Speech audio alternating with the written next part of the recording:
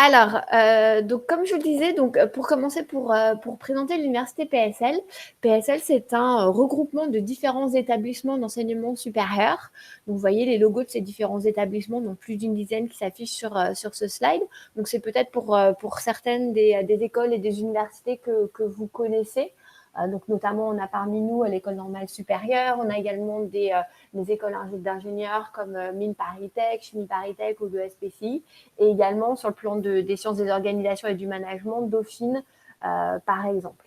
Adossé à PSL, vous avez également des écoles d'art, comme les conservatoires, d'art dramatique, mais également de musique et de danse, ou des beaux-arts, par exemple. Et nous avons le plaisir également de travailler avec des instituts de recherche que vous connaissez aussi peut-être, le SNRS, l'INSERM ou l'INERIA. Et nous avons des partenaires comme le lycée Henri IV qui soutient l'une des formations que je vais vous présenter. Donc PSL, quand on regroupe un petit peu l'ensemble de ces établissements, ça veut dire qu'on compte 17 000 étudiants, près de 3 000 chercheurs et 140 laboratoires de recherche. Donc, ce que je ne vous ai pas dit au niveau de PSL, il faut bien comprendre pourquoi finalement ces établissements s'étaient regroupés. C'est bien sûr pour être plus visible à l'international et surtout pour faire jouer nos complémentarités. C'est-à-dire que ce qui fait l'ADN de l'ensemble de ces établissements, là on se retrouve tous ensemble sur les mêmes critères, c'est l'excellence académique, la sélectivité, le fait d'avoir des formations pluridisciplinaires et avec une forte part de formation par la recherche, et également le fait qu'on est tous au cœur de Paris. Tous ces établissements que je vous ai présentés tout à l'heure, on est tous situés sur la montagne Sainte-Geneviève. Donc pour ceux qui connaissent un petit peu Paris, donc juste à côté du Jardin de Luxembourg et du Panthéon.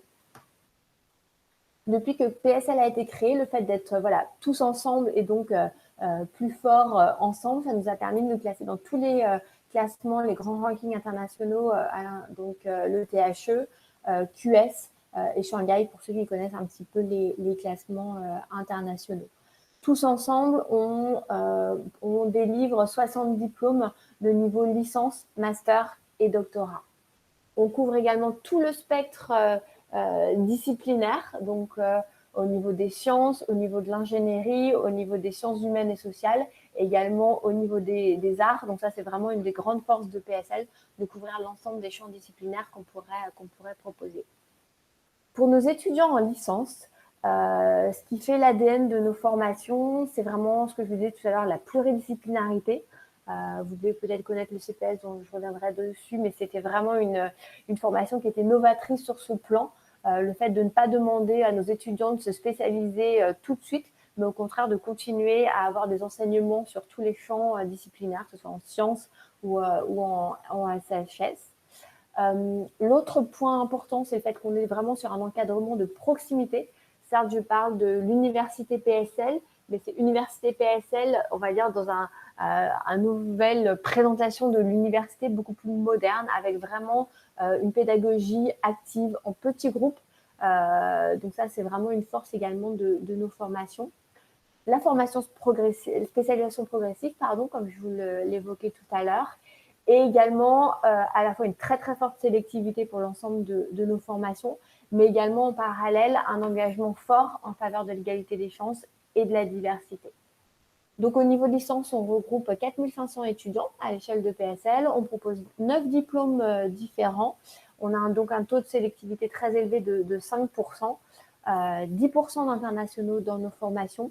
Le chiffre est beaucoup plus élevé au niveau master et doctorat, mais c'est vrai qu'encore au niveau licence, comme pour la plupart, elles sont enseignées en français, on a un niveau d'étudiants internationaux qui reste encore un peu faible, et plus de la moitié de nos effectifs sont des jeunes filles. Au niveau des aides et de l'accompagnement, donc ça je pourrais y revenir si vous avez des questions précises là-dessus.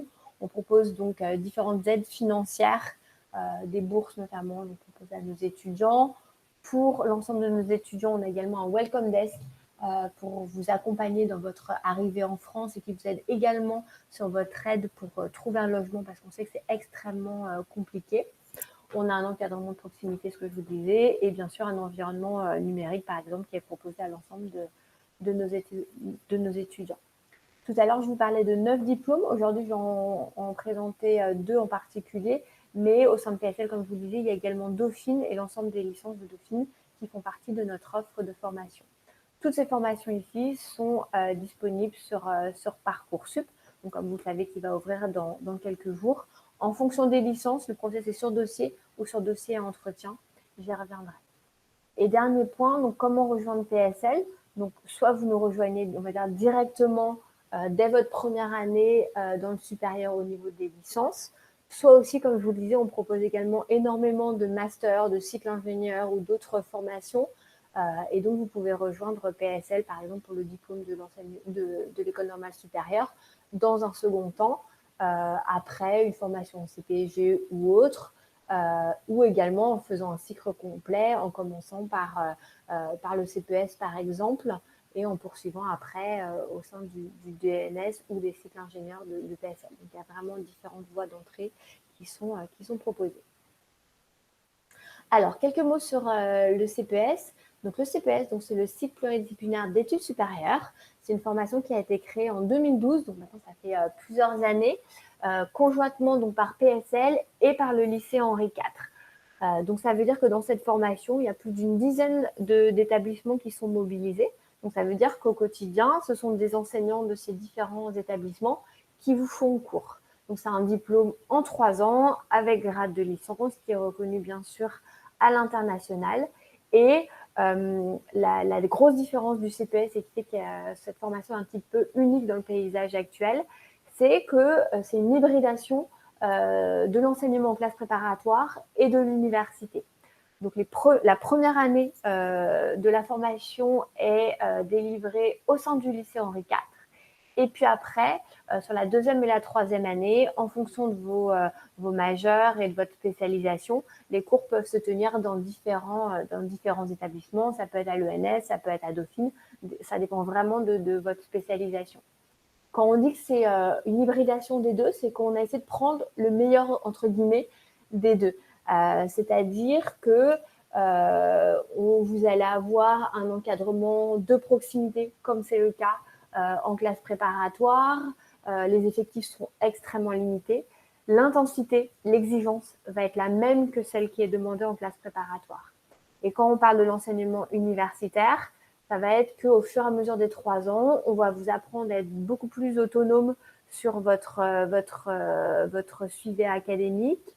Vous aurez beaucoup plus la capacité de colorer votre parcours au fur et à mesure des 3 ans en choisissant des majeurs, des mineurs, des spécialisations, des électifs également. Et enfin, et là c'est ce qui fait vraiment la différence de l'université, vous serez adossé au laboratoire de recherche de PSL. Ça veut dire que vous bénéficierez d'une formation également par la recherche. Donc, comme vous voyez sur ce slide, ça monte un petit peu en puissance sur les 3 années, c'est-à-dire que la première année est vraiment très proche du modèle classe préparatoire. Et après ce modèle, donc c'est un peu ce que vous voyez en bleu qui représente les effectifs de profs de classe préparatoire qui sont mobilisés. Et vous voyez, ils descendent un petit peu sur les 3 ans. Et en dernière année, c'est plutôt les enseignants des grandes écoles de PSL et de l'Université Paris-Dauphine qui sont mobilisés. Au niveau du programme, donc la première année, donc quand vous rentrez en première année du CPS, vous avez tous un tronc commun pluridisciplinaire qui est proposé à l'ensemble des étudiants de la promotion, sur lequel vous allez avoir des cours de français, des cours de debating en anglais par exemple, d'expression orale, un programme culturel en lien avec les conservatoires et les beaux-arts que je vous présentais tout à l'heure, des cours de langue également, des cours d'introduction à la recherche.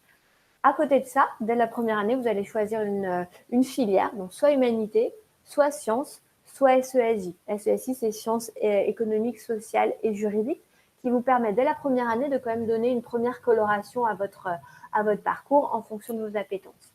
Et ensuite, en deuxième année, vous poursuivez. Donc, si vous avez choisi la filière humanité, vous allez poursuivre la filière humanité en choisissant deux majeures, et ensuite, c'est uniquement en troisième année où vous allez vraiment vous spécialiser. Donc, les majeures et les spécialisations sont listées en bas de ce slide précisément, mais je vous en parlerai plus en détail. De toute façon, vous avez tout le détail sur notre site internet. Donc, après les 3 ans, vous poursuivez, comme je vous disais, en master sélectif ou en grande école, en France ou à l'étranger. Et vous pouvez choisir une année de césure entre la première et la deuxième année ou la deuxième et la troisième année. Si je zoome un petit peu sur la première année, donc comme je vous le disais, vous avez le tronc commun. Ensuite, vous avez les enseignements de spécialité liés à la filière que vous aurez choisie. Et à côté de ça, vous pouvez choisir des options. C'est-à-dire que si vous êtes par exemple en filière sciences, vous pouvez tout à fait choisir une option en économie, en histoire ou en philosophie. Ou par exemple en HTA, c'est histoire et théorie des arts, ou encore de choisir une LV2. Donc tout ça couplé fait que c'est vraiment des enseignements un petit peu à la carte, ce qui suppose que pour vous, étudiants, vous êtes en capacité de vous restreindre, parce que souvent c'est le problème inverse qu'on a, c'est que nos étudiants nous sont assez brillants, assez curieux de tout, ils veulent tout faire, et du coup, il faut à des moments un petit peu vous restreindre, parce que voilà, l'ensemble de tout ça demande quand même beaucoup, beaucoup de travail. Donc très rapidement, mais ça vous le regarderez peut-être sur le site web, pour ceux qui choisissent par exemple la filière humanité, en enseignement de spécialité, vous allez avoir des lettres, de l'histoire, de la philo, de la culture antique, histoire et théorie des arts et méthodes quantitatives. En spécialité pour la filière sciences, ça va être des maths, de la physique, de la chimie, de la bio et de l'informatique. Et pour la filière SESJ, il y a 2 parcours qui sont proposés.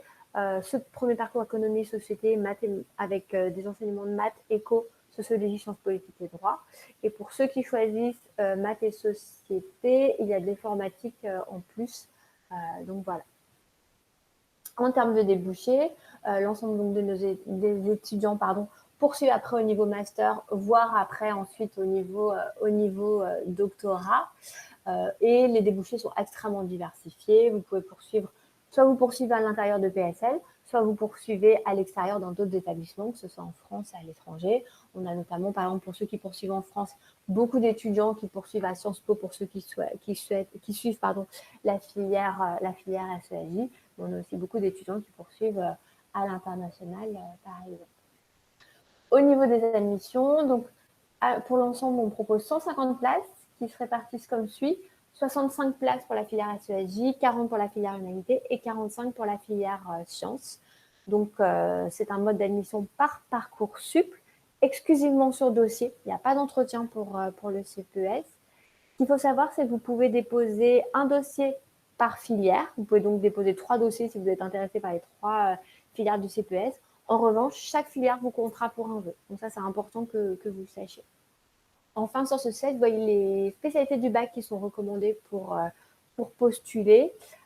Pour sciences et SESJ, vraiment, les maths sont extrêmement importantes.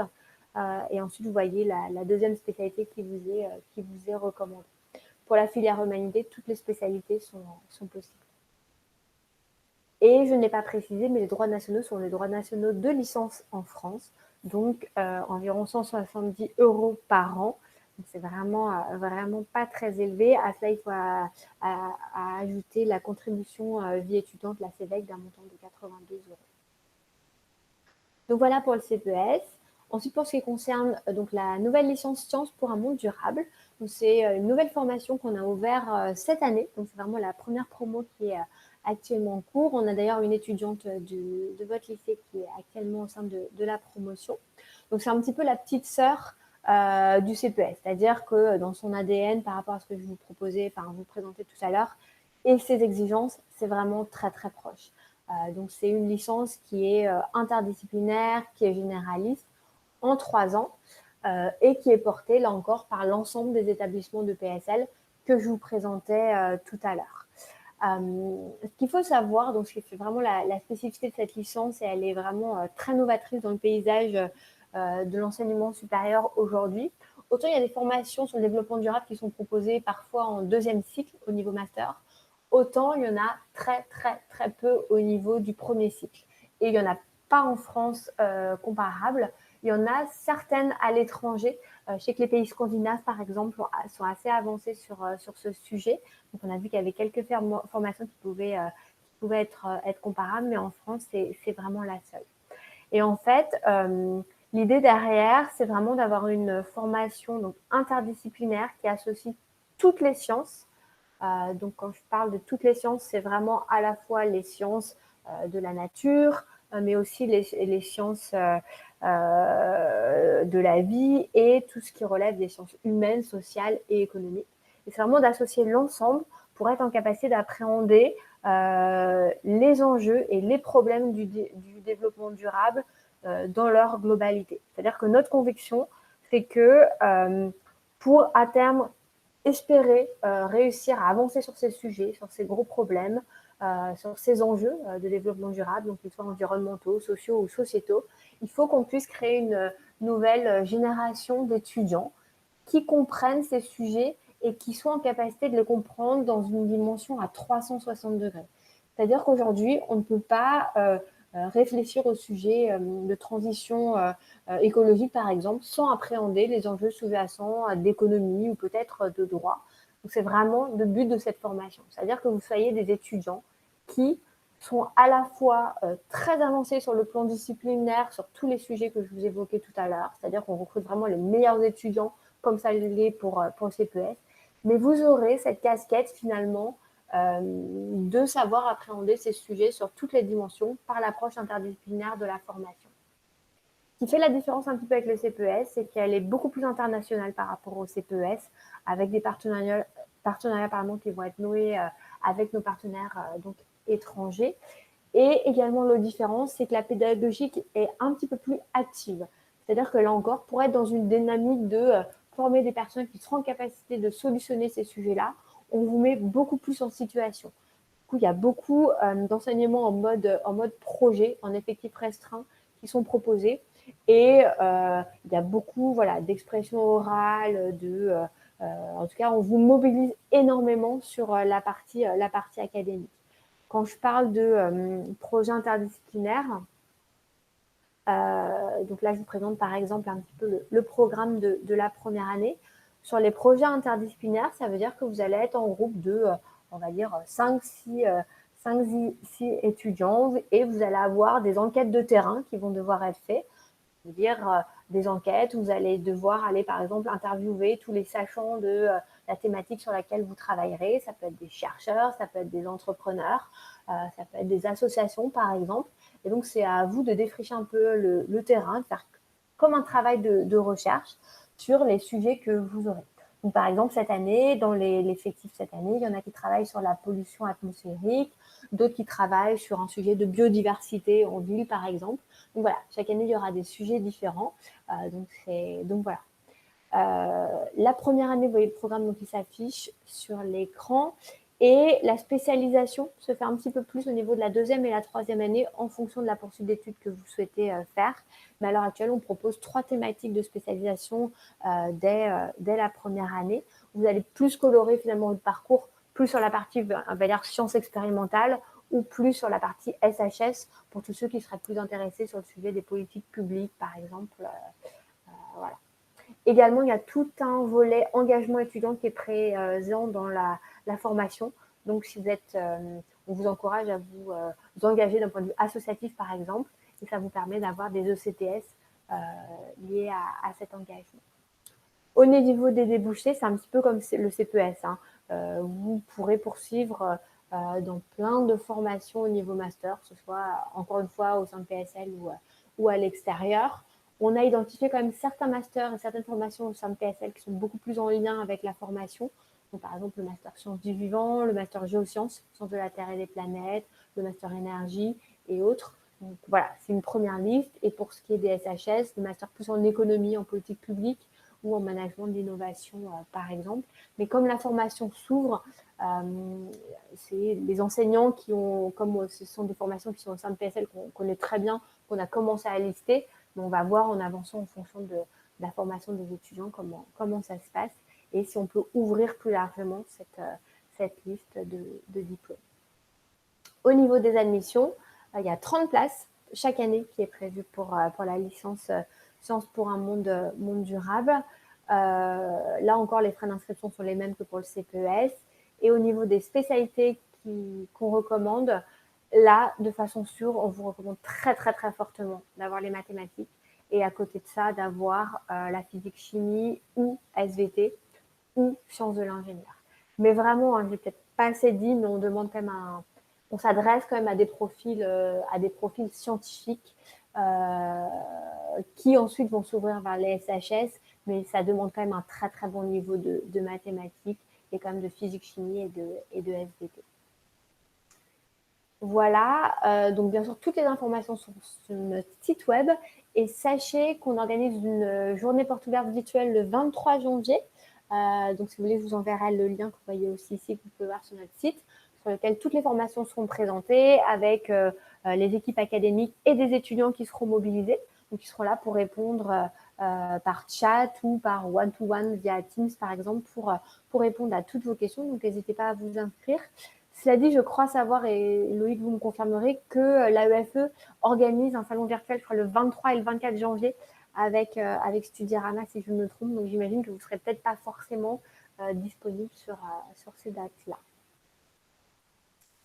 Voilà, bah, écoutez, moi, j'ai fini la présentation. J'étais assez rapide de mon côté, mais n'hésitez pas à nous poser toutes les questions que vous souhaitez.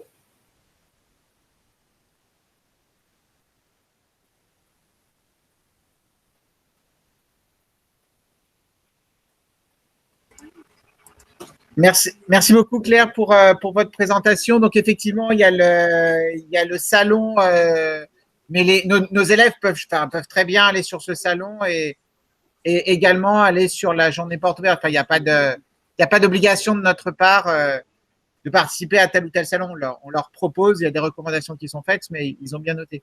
Alors moi, on a tout de suite une première question par rapport forcément aux spécialités. Alors, c'est assez marrant d'ailleurs, parce que quand on regarde l'architecture pédagogique du CPES, ça fait beaucoup penser à la réforme du bac, c'est-à-dire une spécialité, une option et un tronc commun. Et c'est exactement ce qu'on retrouve aujourd'hui dans les lycées, un tronc commun, des spécialités, des options. Donc, on colle assez à ce modèle.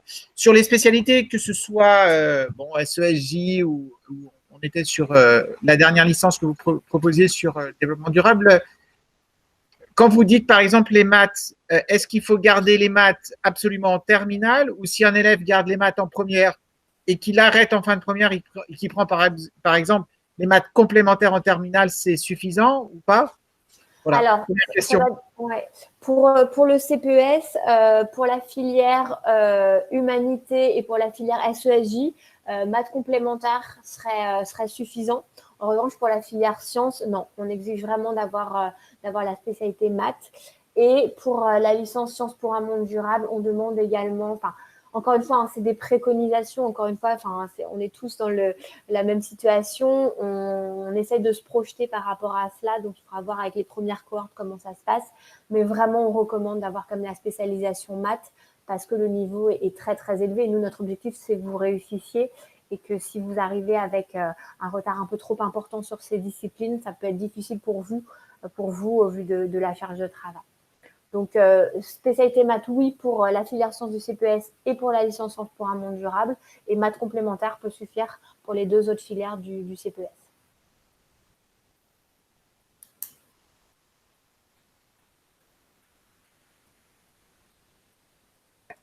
Une question pour la filière SESJ et notamment sur économie et société, donc pas économie et mathématiques. Est-ce que si pour cette spécialité-là, l'élève n'a pas du tout pris maths en première, mais il a SES, histoire géo par exemple, c'est maths en première, excusez-moi, mais pas maths complémentaires en terminale. C'est ça, hein? Donc maths en première, mais pas de maths complémentaires en terminale. Est-ce que c'est jouable ou pas? Encore une fois, on étudiera le dossier en détail, mais le niveau peut être quand même très, très difficile. Je pense que l'élève en particulier pourra vraiment se trouver en difficulté au début de l'année. Donc, vraiment, nous, on vous conseille à minima d'avoir maths complémentaires.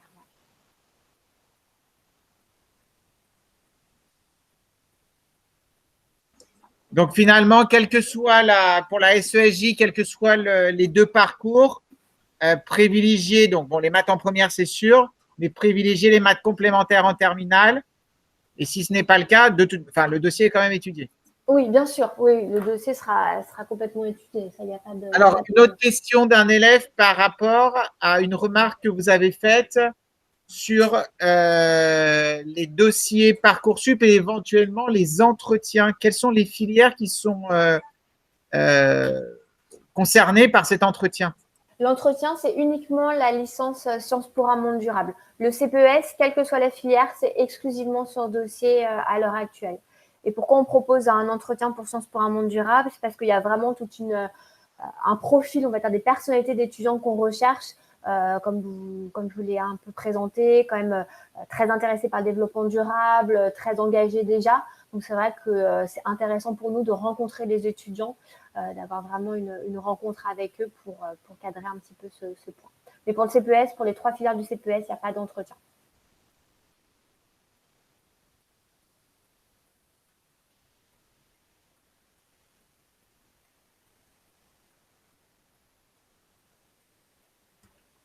Alors, il y a un élève qui demande, c'est vrai que c'est pas facile, qui demande peut-être si vous pouvez repréciser par rapport à Dauphine, parce que c'est vrai que Dauphine est intégré à PSL, mais les élèves peuvent très bien postuler directement à Dauphine sans passer par le CPES. Donc, peut-être, est-ce que tu peux juste peut-être rappeler la différence ou enfin, comment s'intègre Dauphine dans le CPES et... Complètement. En fait, donc au niveau de PSL, donc ce que je vous disais, on propose 9 licences différentes. Donc, il y a le CPES et la licence Sciences pour un monde durable pour lequel, dans ces formations, Dauphine intervient, c'est-à-dire qu'il y a des enseignants de Dauphine qui vont venir vous faire cours, mais ce sont des formations qui sont portées par une dizaine d'établissements. Les autres licences de Dauphine, elles sont portées uniquement par l'université Paris-Dauphine. C'est-à-dire que vous n'allez pas avoir d'autres établissements de PSL qui vont être mobilisés. Et quand vous allez sur Parcoursup, si vous allez sur Parcoursup et par exemple tout de suite en mot-clé vous mettez PSL, vous verrez l'ensemble des licences qui seront proposées. Et donc là, effectivement, chaque licence, que ce soit une licence proposée en propre par Dauphine ou le CPES, c'est une entrée qui est différente. Donc si vous êtes intéressé par exemple par la licence Sciences des organisations de Dauphine, donc portée exclusivement par Dauphine, vous passez par Parcoursup et vous déposez un dossier pour cette licence en particulier. En sachant que l'ensemble de ces diplômes sont délivrés par PSL quoi qu'il arrive. Le logo, on va dire, de PSL est mentionné sur le diplôme in fine. Alors, deux autres questions. Première question, est-ce que dans le dossier donc, qui va être étudié sur Parcoursup, est-ce qu'il s'agit seulement des notes de première, terminale, j'imagine, les notes de spécialité et les épreuves anticipées du baccalauréat, ou vous demandez également, je ne sais pas, comme ce que fait Sciences Po, un écrit, bon, il y a la lettre de motivation, mais est-ce que vous demandez en plus un écrit, un essai ou autre chose? Non, on ne demande pas d'écrit en plus du projet motivé. Donc effectivement, c'est exactement les éléments que vous précisez sur les notes de première et de terminale. Le jury accorde une très très forte attention aux évaluations qui sont remontées par vos chefs d'établissement, par vos enseignants, au-delà des notes. Et également, le projet motivé, même s'il est très succinct, vous le savez, est très important pour nous.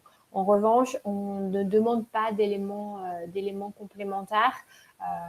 Et bien sûr, comme je disais, pour le process avec entretien de la licence France pour un monde durable, dans le cadre de l'entretien, on pourra vous poser des questions qui ressemblent un petit peu à ce que fait Sciences Po dans son formulaire de motivation.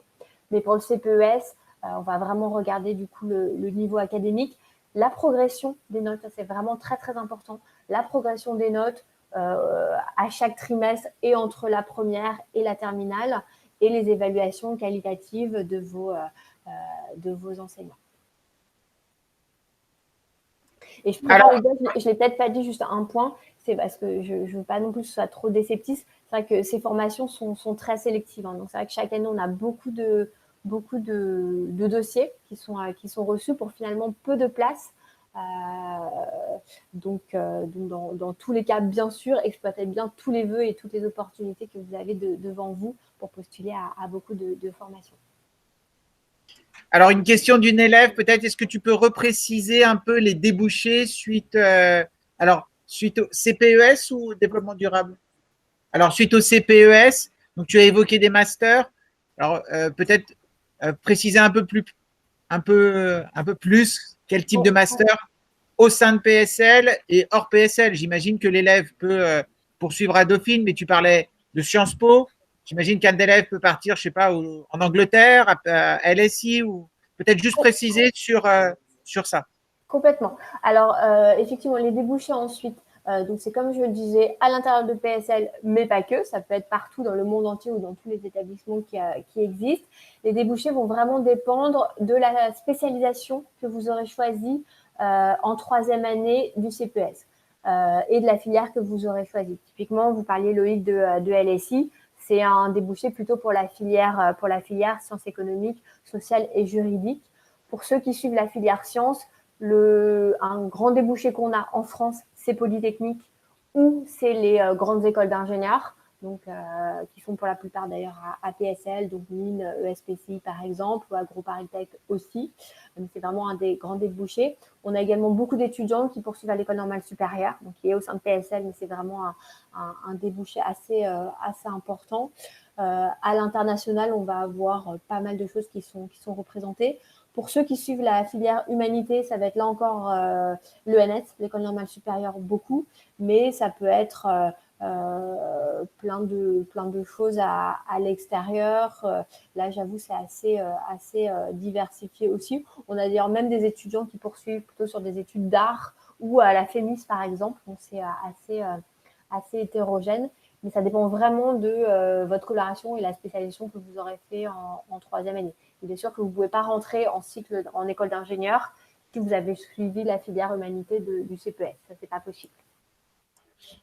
Alors, une question un peu sur les cours en tant que tels. Quelle est la charge de travail, enfin, combien d'heures de cours par semaine sur CPES, peut-être plus particulièrement?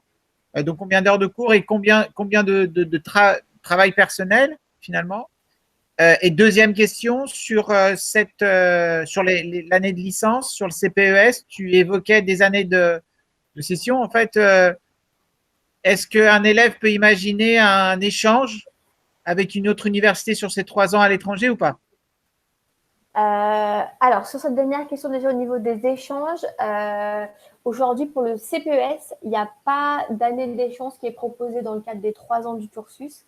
Si échange souhaité par l'étudiant, c'est un échange qui peut se faire au niveau d'une summer school pendant l'été, mais pas au niveau des 3 ans. En revanche, pour Sciences pour un monde durable, comme je vous le disais, là, le cursus, on prévoira, alors ce ne sera pas une année, mais certainement un semestre d'échange, après plutôt en troisième année à l'international. Pourquoi cela? Parce qu'en fait, toutes les formations que nous on construit au niveau de PSL, comme je vous le disais, l'enjeu, c'est que nos étudiants poursuivent au moins jusqu'à bac plus 5, enfin niveau 5 ans après le bac, voire au niveau doctorat. Et du coup, on voit vraiment la formation comme un ensemble.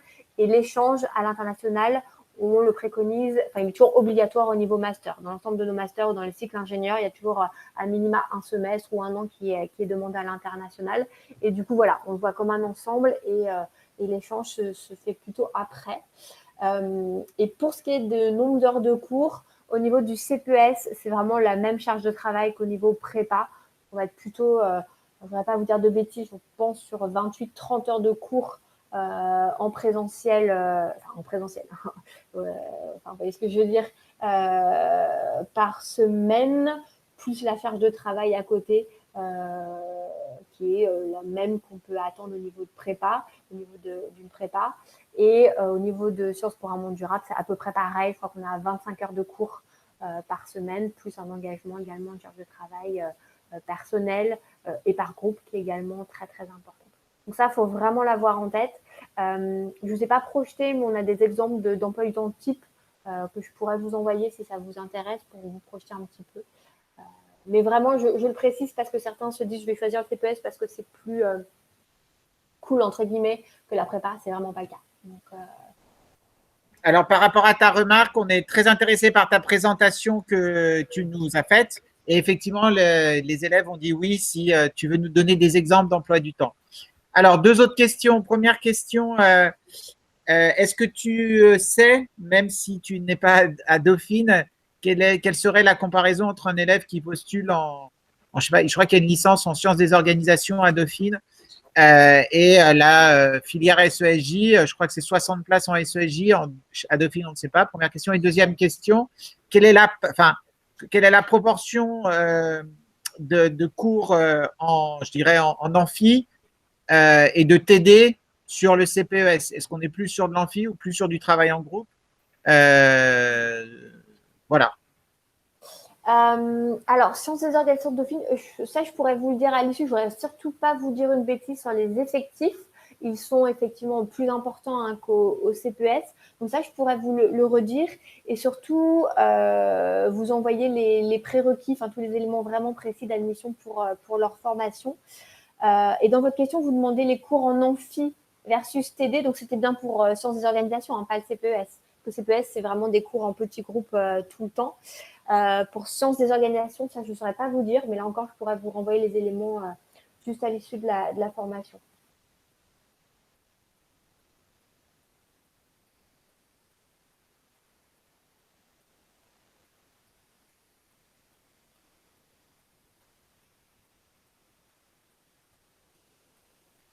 Alors, encore une question avec Dauphine. L'élève me demande effectivement si, d'après toi, le niveau d'exigence, enfin, quelle différence ferais-tu entre le niveau d'exigence de Dauphine et du CPES SESJ? Et notamment, est-ce qu'il y a une différence sur le tronc commun? Je crois qu'à Dauphine, il n'y a pas trop de tronc commun finalement par rapport à SESJ. Enfin, tu répondras mieux que moi. En fait, au niveau des cursus et des exigences,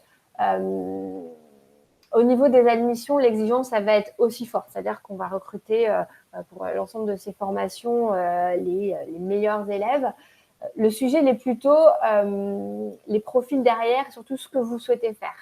La différence entre les deux, on va dire, c'est que ceux qui poursuivent en sciences des organisations, c'est déjà des étudiants qui sont un minimum mûrs dans leur projet, qui savent déjà qu'ils voudront aller spécifiquement, précisément sur ces sujets d'économie, de sciences sociales, et qui savent que voilà, il n'y aura pas de regret derrière s'ils arrêtent certaines autres disciplines. En revanche, pour le CPES, c'est des étudiants qui, en général, sont bons partout, mais ne savent pas ce qu'ils veulent faire.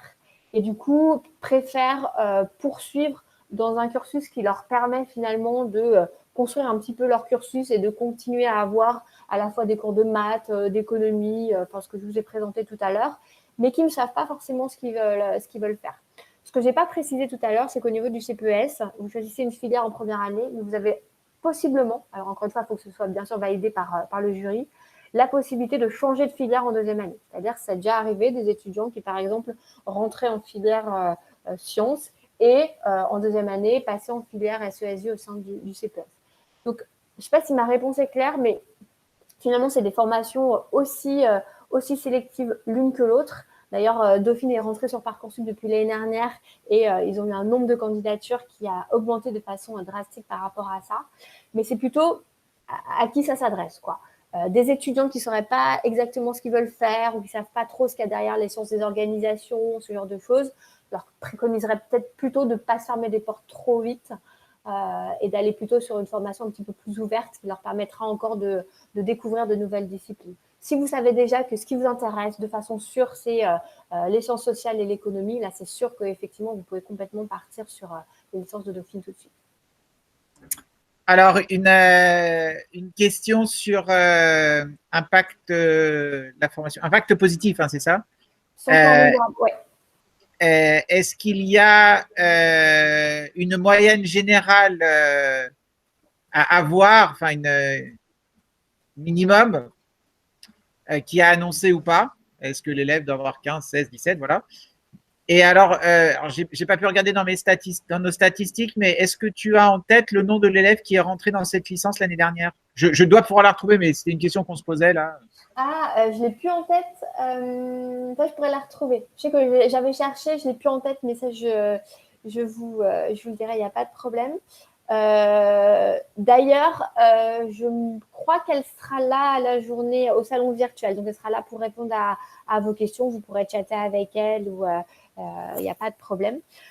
Pour ce qui est de notes, non, on ne communique jamais sur des notes minimales. En fait, c'est lié au lycée d'appartenance. Donc ça, c'est pour ça que je vous le disais, hein, c'est pour ça qu'on accorde énormément d'importance aux retours qualitatifs qui sont donnés par les enseignants et par le chef d'établissement, parce que des notes en soi, en fonction du lycée d'appartenance, ne veulent pas dire grand-chose. Donc on s'exprime vraiment jamais sur des notes en tant que telles. En revanche, moi, ce que je peux vous dire, c'est qu'on recrute au sein de chaque lycée, à chaque coup, les têtes de classe. C'est vrai que le rang de votre classe est mentionné sur vos bulletins. Ça, c'est vraiment un critère qui est important et assez fiable pour nous. On n'ira jamais au-delà de la troisième, de quelqu'un qui serait classé troisième dans sa classe. Ça, c'est vrai que c'est quelque chose qu'on remarque assez fréquemment. Notre but, nous, c'est d'aller chercher les meilleurs où qu'ils soient dans chaque lycée. Donc, c'est vrai qu'on connaît aussi le niveau des lycées. J'aurais dû préciser en introduction de ma présentation. Votre lycée, on le connaît très, très bien. Donc, c'est vrai que c'est pour ça qu'on a plaisir chaque année à recruter des étudiants de votre lycée. Donc, le niveau académique de votre lycée est plus que reconnu. Donc, ça, c'est quelque chose d'assez tangible. Donc, voilà. Mais on n'affiche jamais de notes précises pour une entrée à PSL.